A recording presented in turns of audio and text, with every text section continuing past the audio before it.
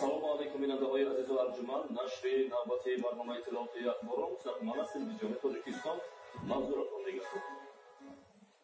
Imroz tahti rayosati Sarvaziri Jumhuriyati Tojikiston raisi Sitodi Jumhuriyavi oid ba peshgiri az panshavi bemori koronavirus COVID-19 Qorin Rasulzoda jalsayi navbati Sitodi Jumhuriyavi oid ba peshgiri az panshavi bemori koronavirus COVID-19 barguzor kardi.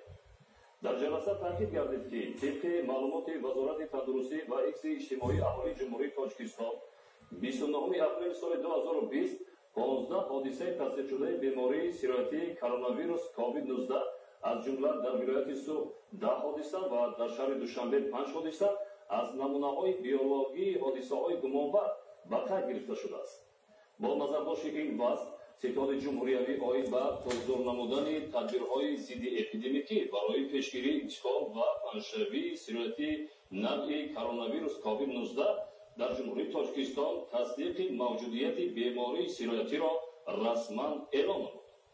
تاکید کردن به مورد است که شروع از 1 فوریه به حالت صبح روز 30 اپریل سال 2020 در قلمرو جمهوری تاجیکستان با مقصد معین و آشکارسازی سیرایتی کرونا ویروس 10937 نفر شهروندان داخلی و خارجی به کرانتین فرا گرفته شدند که از این شمارات تا امروز 8438 نفر در حالت معتدل و سالم به خانه جواب داده شدند.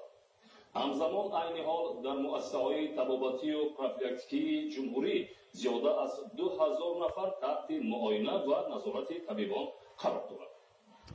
در تاریخ 29 اپریل سال 2020 از مؤسسه‌های طبی 304 نفر جواب داده شده است.